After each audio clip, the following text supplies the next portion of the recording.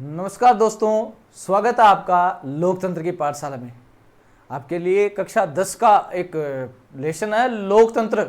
और कक्षा 10 के अलावा आप अदर किसी एग्जाम की तैयारी कर रहे हैं तो वहाँ भी ये टॉपिक जरूर काम आने वाला। आप फर्स्ट ग्रेड, सेकेंड ग्रेड वगैरह बात करें तो स्पेशल लोकतंत्र का एक आता है। हमेशा अपन लोकतंत्र में दो बात देखते हैं और आगे निकल जाते हैं, लेकिन आज थोड़ा विशेष रूप से लोकतंत्र पे ध्यान देंगे। अपन लोकतंत्र की ओर बढ़ते हुए आज का टॉपिक अपना क्या है? लोकतंत्र। सबसे पहले अपनों को ये मालूम होना चाहिए लोकतंत्र है क्या, लोकतंत्र कहा किसे जाता है। एक साधारण लैंग्वेज में लोकतंत्र की बात करें, लोगों द्वारा चलाए जाने वाला शासन क्या कहलाता है? लोकतंत्र। लोगों द्वारा चलाए जाने वाला शासन कौन सा तंत्र? लोकतंत्र। लोकतंत्र शब्द की बात करें, लोकतंत्र शब्द यूनानी भाषा के या आप कह सकते हो ग्रीक, यूनानी भाषा के या ग्रीक भाषा के डेमोक्रेसी से लिया गया है। लोकतंत्र शब्द यूनानी भाषा के या ग्रीक भाषा के किस शब्द से लिया गया है? डेमोक्रेसी से लिया गया है लोकतंत्र। जो डेमोक्रेसी शब्द है वो दो शब्दों से मिलकर बना है। डेमोक्रेसी शब्द कितने शब्दों से मिलकर बना है? दो शब्दों से मिलकर बना है। और ये दोनों शब्द पता होते ही आपको पता चल जाएगा लोकतंत्र है क्या। डेमोक्रेसी को दो भागों में विभाजित कर दीजिएगा, demos plus crochet. Demos plus crochet. Demos का अर्थ क्या होता है? लोग। क्रोशिया का अर्थ होता है शासन। इसे आप क्रोशिया भी कह सकते हो और क्रेटिया भी कह सकते हो। डेमोस प्लस क्रोशिया या क्रेटिया। डेमोस का अर्थ लोग। डेमोस का अर्थ क्या होता है? लोग। और क्रोशिया कहा जाता है शासन को। क्रोशिया किसे कहा जाता है? शासन। या तो शासन या शक्ति। डेमोस का अर्थ लोग, क्रोशिया का अर्थ शासन या शक्ति। प्राचीन भारत की बात करें तो इस डेमोस का अर्थ हुआ करता था एक भीड़, लेकिन समय परिवर्तन के बाद में आधुनिक भारत में भीड़ के बजाय इस डेमोस शब्द को क्या कहा जाने लगा? लोग या जनता। तो लोगों का जो शासन है वो क्या कहलाता है? लोकतंत्र। किसका शासन है? लोगों का शासन क्या कहलाता है? लोकतंत्र। और लोकतंत्र की एक सबसे महत्वपूर्ण भाषा, अलग अलग वैज्ञानिकों द्वारा, अलग अलग विद्वानों द्वारा, विचारकों द्वारा लोकतंत्र के अलग अलग सिद्धांत दिए गए, लेकिन सबसे महत्वपूर्ण सिद्धांत या सबसे महत्वपूर्ण इसकी परिभाषा की बात करें तो लोकतंत्र की परिभाषा देने वालों में एक व्यक्ति जिनका नाम अब्राहम लिंकन। क्या नाम है? Abraham Lincoln. इनकी लोकतंत्र की परिभाषा आज भी सभी के मन में गूंजती है। Abraham Lincoln. सबसे पहले इनकी परिभाषा की बात करते हैं अपन, ठीक है। लोकतंत्र शब्द यूनानी भाषा के डेमोक्रेसी से लिया गया है। डेमोक्रेसी दो शब्दों से मिलकर बना, डेमोस प्लस क्रोशिया या क्रेटिया। डेमोस का अर्थ लोग और क्रोशिया का अर्थ शासन, अर्थात लोगों का शासन क्या कहलाता है? लोकतंत्र। और लोकतंत्र की सबसे बेहतर परिभाषा की बात करें तो किस विद्वान की है, किन विचारक की है? Abraham Lincoln. किन की है? Abraham Lincoln. अब्राहम लिंकन द्वारा जो लोकतंत्र की परिभाषा दी गई वो परिभाषा किस प्रकार की है? अब्राहम लिंकन ने डायरेक्टली एक बात कही, जनता के लिए, जनता के लिए और जनता द्वारा शासन। जनता के लिए, जनता द्वारा शासन। जनता के लिए, जनता द्वारा शासन ही क्या कहलाता है? लोकतंत्र। जनता द्वारा शासन ही क्या कहलाता है? लोकतंत्र कहलाता है। जनता के लिए, जनता के द्वारा शासन। देखो तीन अलग अलग है। नंबर 1 जनता का, नंबर 2 जनता के लिए, नंबर 3 जनता के द्वारा शासन लोकतंत्र कहलाता है। जनता कौन होता है? आज भारत देश के अपन नागरिक है, जितना भी एक समूह की बात करिए हम सब लोग जनता में होता है। जनता बात कर सकते हो, जनता के अलावा आप इसे लोग कह सकते हैं। जनता के अलावा आप इसे लोग कह के पुकार सकते हैं। लोगों का, लोगों के लिए या लोगों के द्वारा शासन। लोगों का, लोगों के लिए या लोगों के द्वारा शासन ही क्या कहलाता है? लोकतंत्र कहलाता है। इस लोकतंत्र के रूपों की बात करें तो 4 अलग अलग रूपों में इसे बांटा गया है। लोकतंत्र को कितने रूपों में बांटा गया है? 4 अलग अलग रूपों में बांटा गया है। चारों रूपों की बात करते हैं। सभी को पता है लोकतंत्र यूनानी भाषा के डेमोक्रेसी से लिया गया है। डेमोक्रेसी डेमोस प्लस क्रोशिया दो शब्दों से मिलकर बना है। डेमोस का अर्थ लोग और क्रोशिया का अर्थ शासन। और सबसे बढ़िया परिभाषा की बात करें तो अब्राहम लिंकन की अपन बात कर चुके हैं। ठीक है, अब लोकतंत्र के विभिन्न रूपों की बात करें। लोकतंत्र के विभिन्न रूप। देखो सबसे पहले अपनों को यही याद होना चाहिए। एक पहलू कंप्लीट हो चुका है। याद करने के लिए मैं कहता हूं एक कड़ी, एक शब्द याद होते ही अपनों को अंदर की सभी बातें याद हो जाती है। विभिन्न रूपों में एक तो आता है सामाजिक लोकतंत्र। कौन सा लोकतंत्र? सामाजिक लोकतंत्र। सामाजिक लोकतंत्र। सामाजिक लोकतंत्र के बाद में नंबर 2 आर्थिक लोकतंत्र। कौन सा लोकतंत्र? आर्थिक लोकतंत्र। सामाजिक लोकतंत्र, सामाजिक लोकतंत्र के बाद में कौन सा लोकतंत्र है? आर्थिक लोकतंत्र। आर्थिक लोकतंत्र के बाद नंबर 3 राजनीतिक लोकतंत्र। कौन सा? राजनीतिक लोकतंत्र। सामाजिक, आर्थिक, राजनीतिक लोकतंत्र। राजनीतिक लोकतंत्र के बाद में नंबर 4 आता है नैतिक लोकतंत्र। कौन सा लोकतंत्र? नैतिक लोकतंत्र। ध्यान से गौर लगा के इसको आप पढ़ सकते हो। लोकतंत्र के विभिन्न रूपों में 4 रूपों का वर्णन। लोकतंत्र के विभिन्न रूपों में कितने प्रकार के? 4। सामाजिक, आर्थिक, राजनीतिक और नैतिक। सामाजिक, आर्थिक, राजनीतिक। नैतिक से इसे आप इधर नैतिक लिए हो ना, राज को हटा दो, लास्ट में नैतिक बच गया, नैतिक लोकतंत्र। चारों लोकतंत्र की अलग अलग परिभाषा है। चारों प्रकार के लोकतंत्र की अलग अलग परिभाषा। अपनों ने नॉर्मली से लोगों का शासन लोकतंत्र, वो तो अपनों ने बात कर ली थी। लेकिन ये जो चारों लोकतंत्र है अपनी अलग अलग विशेषताएं रखते हैं। पहला सामाजिक, दूसरा आर्थिक, तीसरा राजनीतिक और चौथा नैतिक। पहला सामाजिक लोकतंत्र किस प्रकार का होता है इसकी बात कर लेते हैं अपन। सामाजिक लोकतंत्र। सामाजिक लोकतंत्र की बात करें तो ऐसा लोकतंत्र, सामाजिक लोकतंत्र की बात करें तो कैसा लोकतंत्र? ऐसा लोकतंत्र जहां पर, ऐसा लोकतंत्र जहां पर धर्म के आधार पर या जाति के आधार पर या वंश के आधार पर, धर्म, जाति, वंश के आधार पर, या आप बात कह सकते हो लिंग, धर्म, जाति, लिंग, वंश के आधार पर जो भेदभाव पर प्रतिबंध लगाया जाता है। भेदभाव पर क्या लगाया जाता है? प्रतिबंध लगाया जाता है। भेदभाव पर प्रतिबंध, उस लोकतंत्र को क्या कहा जाता है? सामाजिक लोकतंत्र। प्रतिबंध लगाया जाता है उस लोकतंत्र को क्या कहते हैं? सामाजिक लोकतंत्र। सामाजिक लोकतंत्र की सबसे प्रिय परिभाषा की बात करें तो ऐसा लोकतंत्र जहां पर जो धर्म के आधार पर, लिंग, जाति, जिस समाज के अंदर धर्म, जाति, लिंग, वंश, धर्म के आधार पर प्रतिबंध जो लगाया जाता है उसे क्या कह सकते हैं? सामाजिक लोकतंत्र। और सामाजिक से मिलता जुलता, याद रखना कंफ्यूजन यहां पर होती है, सामाजिक से मिलता जुलता आता है नैतिक लोकतंत्र। कैसा लोकतंत्र? नैतिक लोकतंत्र। मैं कहता हूं अगर आपको वो चारों प्रकार के शब्द याद है तो आपको कहीं भी दिक्कत नहीं आने वाली। चारों लोकतंत्र के रूप, पहला कौन सा है? सामाजिक।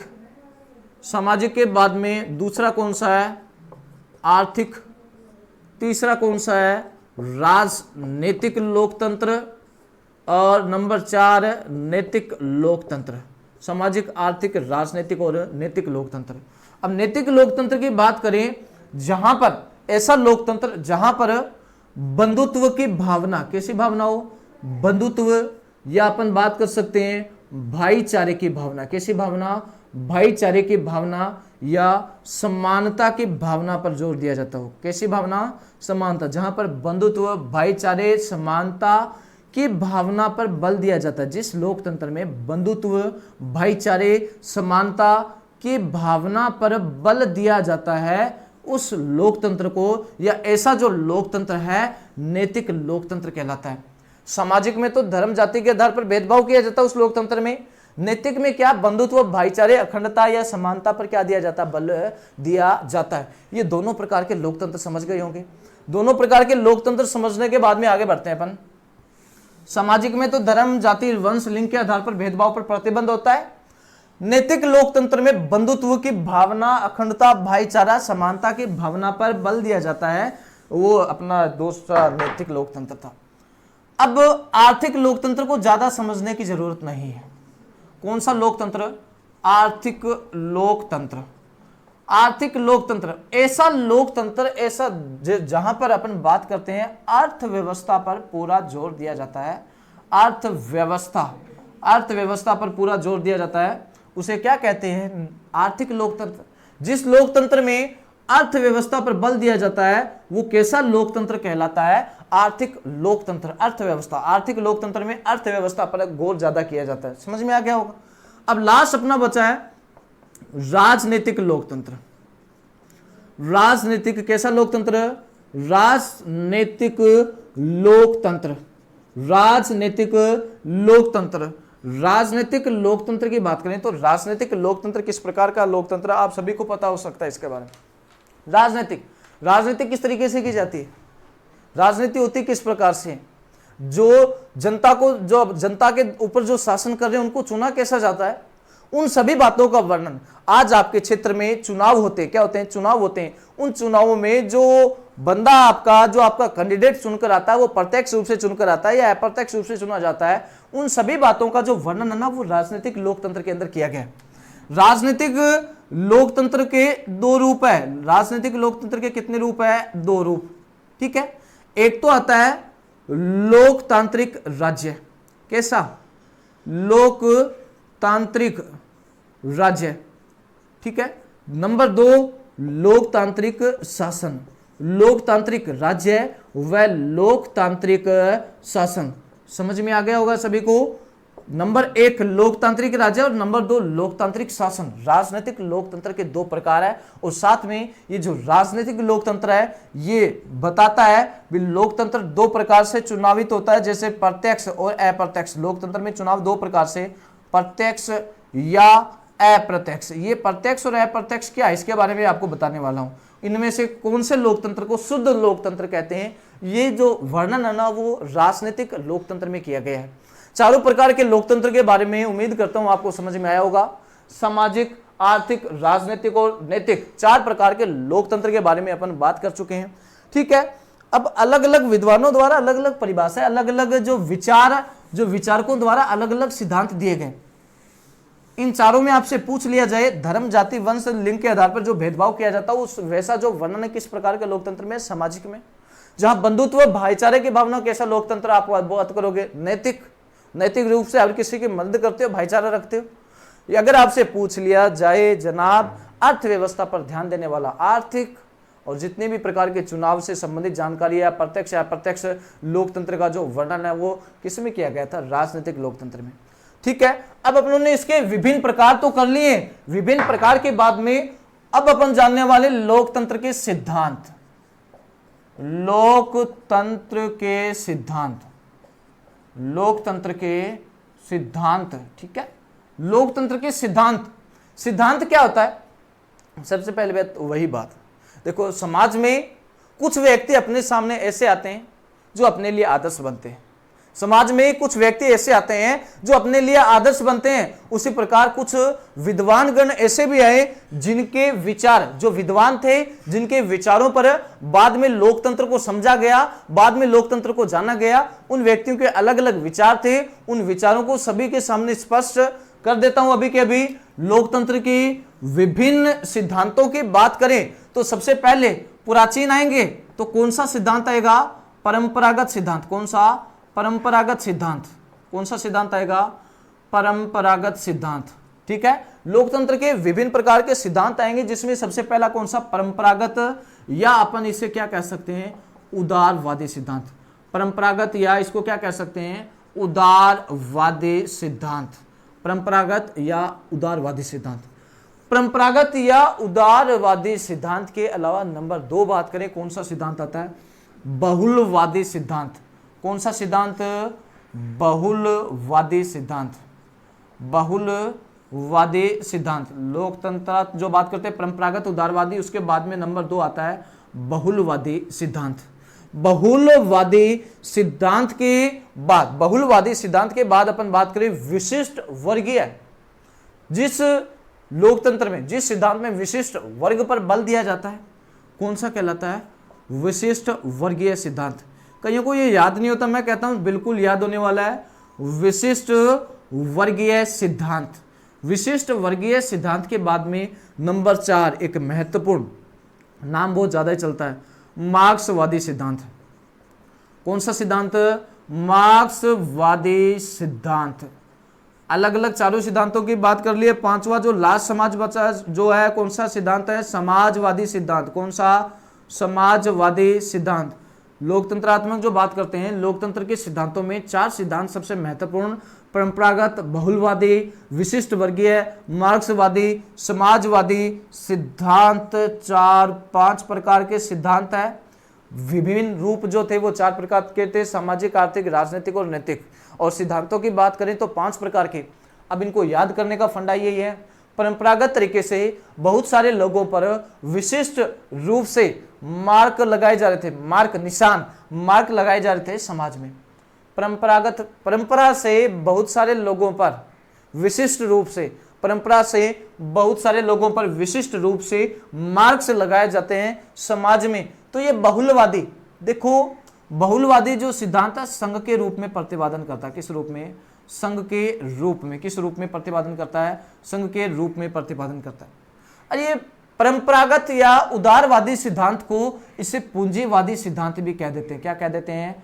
पूंजीवादी सिद्धांत भी कह देते हैं, इसको पूंजीवादी सिद्धांत भी कहा जाता है। ठीक है। और विशिष्ट वर्गीय, ऐसा सिद्धांत जहां पर विशिष्ट वर्ग पर बल दिया जाता है। विशिष्ट वर्ग, देखो ये बहुलवादी एक लोगों का समूह है, समूह के रूप में बहुत सारी जनसंख्या, बहुत सारी जनसंख्या के रूप में वो बहुलवादी में था। और विशिष्ट वर्गीय, किसी एक विशेष वर्ग के बारे में, किसी एक विशेष वर्ग भी उन्होंने ऐसा बताया। मार्क्स जो बात करते हैं ना, विशिष्ट वर्गीय जो सिद्धांत दिया था, उन्होंने कहा था भाई ये जो लोकतंत्र तो है ना विशिष्ट वर्गीय सिद्धांत पर चलता है। विशिष्ट वर्गीय बोले तो एक वर्ग ऐसा होता है जो पूरा का पूरा लोकतंत्र संभालता है। ठीक है, पूरा का पूरा एक ऐसा विशेष वर्ग, किसी एक विशेष वर्ग पर जोर दिया जाता है। उन्होंने कहा कि भाई एक वर्ग ही पूरे के पूरे को संभालता है। और मार्क्सवादी, समाजवादी, ये दोनों तो बिल्कुल मिलते जुलते हैं। अब प्रश्न देखो, ज्यादा नहीं तो अपनों को जो परंपरागत उदारवादी सिद्धांत है इसके विचारक का पता होना चाहिए। परंपरागत या उदारवादी सिद्धांत के विचारक, उसके बारे में बात कर लेते हैं अपन। चारों सिद्धांत, पांचों सिद्धांत याद कर लेना: परंपरागत, उदारवादी, बहुलवादी, विशिष्ट वर्गीय सिद्धांत, मार्क्सवादी सिद्धांत या समाजवादी सिद्धांत। अब अपन बात करने वाले हैं जो पहला जो सिद्धांत है, परंपरागत सिद्धांत। कौन सा सिद्धांत? परंपरागत सिद्धांत। परंपरागत सिद्धांत की बात करें तो परंपरागत सिद्धांत के जो प्रतिपादन करने वाले जो व्यक्तियों के अगर नाम बताऊं प्रमुख रूप से, एक आप बात कर सकते हो लोक, व्यक्ति का नाम क्या है? लोक। ठीक है, लोक के अलावा आप बात कर सकते हो टी.एच. ग्रीन, सबसे महत्वपूर्ण। और मैंने आपको स्टार्टिंग में परिभाषा बताई थी, और परिभाषा किस व्यक्ति के बारे में बताई थी? लोगों का लोगों के लिए या लोगों के द्वारा, जनता का जनता के लिए, जनता के द्वारा शासन, वो किसने दी थी? Abraham Lincoln. वो परिभाषा किसके द्वारा दी गई थी? Abraham Lincoln. समझ में आ रहा है ना? समझ में आ रहा है? ठीक है। फिर इसके बाद में एक व्यक्ति आता है जे.एस. मिल। कौन आता है? जे.एस. मिल। फिर उसके बाद में एक व्यक्ति जिसका नाम आता है जेफरसन। क्या नाम आता है? जेफरसन के अलावा आप याद रख सकते हो होब्स। क्या याद रख सकते हो? Hobbes. JS. Mill, Jefferson, Hobbes, आप मोंटेस्क्यू भी आता है। उसके अलावा अपन बात कर सकते हैं, बाकी बहुत सारे आते हैं, लेकिन मुख्य रूप से बात करूं Locke, T H. Green, Abraham Lincoln, J S. Mill, Jefferson, Hobbes. इन दोनों के बारे में ध्यान रखना। टी.एच. ग्रीन, दूसरा अब्राहम लिंकन और तीसरा जे.एस. मिल। सॉरी, तीनों पर आपको बहुत ध्यान से गौर करना है। आपको इतना ही प्रश्न पूछा जाएगा, परंपरागत या उदारवादी सिद्धांत निम्न में से किस वैज्ञानिक का है? आपको इन चारों पांचों में से एक ऑप्शन मिलेगा। Mostly TH. Green, Abraham Lincoln. देखो लिंकन की बात करें तो आप क्लास 10th के लेवल से करवाया जा रहा है। हाँ, ऊपर के लेवल में भी काम आने वाला, लेकिन ऊपर के लेवल के लिए क्या है, इसमें थोड़ा सा अपनों को डीपली और अध्ययन करना पड़ेगा। उसमें 5 जो अलग अलग विचारक आते हैं उनका भी नाम अपनों को याद रखना जरूरी है। समझ में आ गया होगा? जैसे इसके अलावा रूसो भी आते हैं, रूसो का भी नाम उठता है, लेकिन महत्वपूर्ण रूप से अपनों को इतनों को याद रखना है। समझ में आया होगा? जे.एस. मिल, लोक, टी.एच. Green, Abraham Lincoln. ठीक है। और मिल द्वारा क्या कहा गया? जे.एस. मिल द्वारा लोकतंत्र के बारे में क्या कहा गया? मिल ने कहा लोकतंत्र देशभक्ति की भावना को बढ़ाता है। लोकतंत्र किसकी भावना को बढ़ाता है? देशभक्ति की भावना को, देशभक्ति की भावना को बढ़ाता है। समझ में आ गया होगा। ये कथन किसके द्वारा कहा गया? लोकतंत्र देशभक्ति की भावना को बढ़ावा देता है या बढ़ाता है। वो अपना कौन से किसके द्वारा कहा गया? जेएस मिल द्वारा ये कमेंट किया गया। समझ में आ गया होगा। अब थोड़ा सा आगे बढ़ते हैं। इतना समझ में आया होगा, इतना समझ में आया होगा। चलो बढ़ते हैं आगे। ठीक है, यहां तक किसी विद्यार्थी को कोई दिक्कत नहीं होनी चाहिए मेरे ख्याल में। परंपरागत तरीके से किन लोगों पर? परंपरागत तरीके से। दूसरा जो अपनों ने सिद्धांत की बात की थी, और वो सिद्धांत कौन सा है फटाफट बताइएगा मुझे। बहुलवादी सिद्धांत। कौन सा सिद्धांत? बहुलवादी सिद्धांत। अरे और बहुलवादी के बाद में कौन सा था? बहुत सारे लोगों पर क्या लगाए जा रहे थे? विशिष्ट रूप से विशिष्ट वर्गीय सिद्धांत। बहुत सारे लोगों पर किस रूप से? विशिष्ट रूप से। और विशिष्ट रूप से क्या लगाए जा रहे थे? मार्क। विशिष्ट रूप से क्या लगाए जा रहे थे? मार्क लगाए जा रहे थे। और वो भी कहां पर है? समाज में। तो मार्क्सवादी के अंदर तो आपको नाम याद करने की जरूरत नहीं है। मार्क्सवादी जो सिद्धांत के प्रतिपादन, मार्क्सवादी सिद्धांत के प्रतिपादन तो आप याद रख सकते हो। Karl Marx. मार्क्सवादी सिद्धांत के जो प्रतिपादन थे वो कौन थे? Karl Marx. इस शब्द पे आपको ज्यादा जोर देने की जरूरत नहीं है। और इसके अलावा दूसरा जो व्यक्ति था मार्क्सवादी के जो सिद्धांत का प्रतिपादन करने वाले, फ्रेडरिक। कौन थे? फ्रेडरिक। समझ में आ रहा होगा। मार्क्सवादी सिद्धांत के दो सिद्धांत याद करवा दिए मैंने। पहला परंपरागत या जिसको उदारवादी सिद्धांत कहा जाता है, उसके सबसे महत्वपूर्ण परिभाषा देने वाले अब्राहम लिंकन। TH green. लोक के अलावा रूसो मैंने आपको बताया नहीं, करवाया नहीं। ठीक है, जेएस मिल। ये सबसे महत्वपूर्ण जो बंदे हैं उनके बारे में बात कर चुके हैं। और अब अपन चलते हैं विशिष्ट वर्गीय सिद्धांत। कौन सा सिद्धांत? विशिष्ट वर्गीय सिद्धांत। इनके विचारक भी साथ साथ में याद हो जाएंगे आपको। विशिष्ट वर्गीय सिद्धांत। विशिष्ट वर्गीय सिद्धांत क्या है? ऐसा सिद्धांत जहां पर विशिष्ट वर्गों पर ज्यादा बल दिया जाता है किसी एक वर्ग। ऐसे सिद्धांत में जिसमें क्या कहा गया भी, इसके जो विचारक है विशिष्ट वर्गीय सिद्धांत के अगर विचारक की बात करें तो पेरेटो। अब ये पेरेटो जैसे विचारकों ने क्या कहा भाई, ये जो विशिष्ट वर्गीय सिद्धांत का प्रतिपादन किया इन्होंने कहा भाई लोकतंत्र तो विशिष्ट वर्ग द्वारा चलता है। पेरेटो द्वारा क्या कहा गया? लोकतंत्र किसके द्वारा चलता है? विशिष्ट वर्ग द्वारा चलता है। और वो भी क्या लगाकर चलता है? मास्क लगाकर चलता है। मास्क लगाने का मतलब है पेरेटो के अलावा मॉस्को। क्या नाम है? मॉस्को। क्या नाम है? मॉस्को। पेरेटो, मॉस्को, महत्वपूर्ण ये दोनों आते हैं विशिष्ट वर्गीय सिद्धांत के अंदर। विशिष्ट वर्गीय सिद्धांत के अंदर। और लास्ट आपका एक बच गया, कौन सा? अपनों ने सबसे पहला तो उदारवादी किया था। उदारवादी के अलावा, उदारवादी या पारंपरिक एक ही बात है। उदारवादी के बाद में किस प्रकार का सिद्धांत बचता है? बहुलवादी सिद्धांत। बहुलवादी सिद्धांत। और इसमें आप याद रख सकते हो मॉस्को। अभी मैंने बताया था, किसके अंदर बताया था? विशिष्ट वर्गीय के अंदर मॉस्को। मॉस्को के अलावा जो बात कर रहे थे कौन? पेरेटो। पेरेटो के अलावा रिचर्ड। कौन? रिचर्ड। ठीक है, इतना आपको समझ में आ गया होगा। और मैंने आपको यह भी बताया था लोकतंत्र के विभिन्न रूपों में 4 रूप। कितने रूप? 4 रूप। चारों रूपों के अंदर सामाजिक, आर्थिक, राजनीतिक और नैतिक। सामाजिक, आर्थिक, राजनीतिक और नैतिक। जो नैतिक लोकतंत्र था, कैसा लोकतंत्र? नैतिक लोकतंत्र। और नैतिक लोकतंत्र की बात करें तो वो किस प्रकार का था? कौन से लोकतंत्र की बात करते हैं? नैतिक लोकतंत्र। राजनीतिक लोकतंत्र। नैतिक में तो भाईचारे, बंधुत्व की भावना थी। नैतिक लोकतंत्र में लोकतंत्र के 2 प्रकार, राजनीतिक में 2 प्रकार बताए गए। या तो प्रत्यक्ष लोकतंत्र। कौन सा? प्रत्यक्ष। या बताया गया अप्रत्यक्ष लोकतंत्र। प्रत्यक्ष या अप्रत्यक्ष लोकतंत्र। प्रत्यक्ष लोकतंत्र क्या होता है? प्रत्यक्ष लोकतंत्र को शुद्ध लोकतंत्र भी कहा जाता है। क्या कहा जाता है? शुद्ध लोकतंत्र। प्रत्यक्ष लोकतंत्र को क्या कहा जाता है? शुद्ध लोकतंत्र। देखो, इसको अशुद्ध या विशुद्ध नहीं बोला जाता है प्रत्यक्ष को, लेकिन प्रत्यक्ष को शुद्ध लोकतंत्र बोला जाता है। प्रत्यक्ष और अप्रत्यक्ष लोकतंत्र में क्या है? बहुत फर्क है। देखो, प्रत्यक्ष क्या होता है? अपने समाज में किसी कैंडिडेट को, किसी प्रत्याशी को डायरेक्ट रूप से चुनते हैं, बीच में कोई कड़ी नहीं होती। जैसे आपने वोट दिया डायरेक्टली एक सरपंच को, तो अगर आप डायरेक्टली शासन करने वाले बंदे को चुनते हो तो उस प्रकार का वो क्या है? प्रत्यक्ष रूप से। अब अप्रत्यक्ष का समझाना चाहूं तो आपने क्या प्रेसिडेंट महोदय को कभी वोट दिया? क्या आपने प्रेसिडेंट महोदय को कभी वोट दिया? नहीं दिया। राष्ट्रपति को कभी वोट नहीं दिया। आपने तो एक एमएलए को चुना, आपने एक एमएलए को चुना और वो बहुत सारे एमएलए इकट्ठा होकर जाकर आगे चलकर किसको चुनते हैं? राष्ट्रपति को। तो राष्ट्रपति को चुनने के लिए चुना आपके द्वारा गया, लेकिन आपने एक बीच में कड़ी को चुना, उस कड़ी ने जाकर आगे उसको चुना, तो वो क्या हो गया? अप्रत्यक्ष। वो क्या हो गया? अप्रत्यक्ष।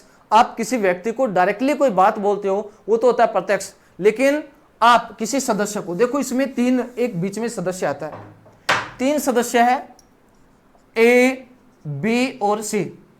आप अपनी कोई भी बात सी को बताते हो तो ये आपने किस रूप से बताई? प्रत्यक्ष रूप से, ठीक है। लेकिन आपने कोई बात बी को कही, बी को आपने ये बोला आप ऐसा करना, सी को भेजना मेरे पास। किसको भेजना? सी को भेजना मेरे पास। तो क्या आपने सी को डायरेक्टली कहा? नहीं, बीच में कड़ी आ रही है, तो ये बीच में एक कड़ी का जो काम करने अगर लग जाती है तो अपन उस प्रकार के लोकतंत्र को क्या कहते हैं? अप्रत्यक्ष लोकतंत्र। और उस प्रकार के लोकतंत्र को किस नाम से जाना जाता है? अप्रत्यक्ष लोकतंत्र के नाम से जाना जाता है। उम्मीद करता हूं लोकतंत्र एक सीमित शब्दों के अंदर बहुत अच्छा आपको समझ में आया होगा। अगर यहां पर भी आपको कुछ दिक्कत हो समझने में तो आप कोई अगर प्रश्न रह जाए तो आप बेझिझक पूछ सकते हो। और जो आपने बहुलवादी के अंदर, बहुलवादी का बताना भूल गया था। बहुलवादी का जो विचारक की बात करें तो अर्नेस्ट बार्कर। कौन सा बार्कर? Ernest Barker. लोकतंत्र का बहुलवादी, कौन सा? बहुलवादी सिद्धांत का जो प्रतिपादक था उस व्यक्ति का नाम क्या था? Ernest Barker. सबसे बड़ा विचारक की बात करें ना तो अर्नेस्ट बार्कर की बात कर सकते हैं। किसकी बात कर सकते हैं? Ernest Barker. लोकतंत्र के बहुलवादी सिद्धांत का प्रतिपादन अर्नेस्ट बार्कर। उसके अलावा आप बात कर सकते हो लॉस्की, जीएस लॉस्की और पीडीजी कॉल, ठीक है। देखो आपको बता देता हूं, पीडीएच कॉल, ठीक है। एमडीएच की जगह कॉल करना आपको किसको? पीडीएच को। ये आपको समझ में आ जाएगा, बहुलवादी सिद्धांत के प्रतिपादक या आप विचारक कह सकते हो इनको, ठीक है। समझ में आया होगा, उम्मीद करता हूं सभी को समझ में। लोकतंत्र शब्द यूनानी भाषा के डेमोक्रेसी से, चार रूप सामाजिक, आर्थिक, राजनीतिक और नैतिक विभिन्न सिद्धांतों की बात करें तो सिद्धांतों में सबसे पहले परंपरागत उदारवादी परंपरागत तरीके से, कहां पर? परंपरागत तरीके से बहुत सारे लोगों पर, बहुलवादी बहुत सारे लोगों पर किस रूप से? विशिष्ट रूप से। विशिष्टवादी सिद्धांत विशिष्ट रूप से क्या लगाए जा रहे थे? मार्क्सवादी सिद्धांत। और वो भी कहां लगाए जा रहे थे? समाज में लगाए जा रहे थे, समाजवादी सिद्धांत। लोकतंत्र आपके लिए कंप्लीट हुआ और बाकी बातें करेंगे हम कल। जो नेक्स्ट टॉपिक रहेगा उसके बारे में अपन कल बात करेंगे। आज का लोकतंत्र इतना ही समझ में आया होगा, ठीक है। Thank you.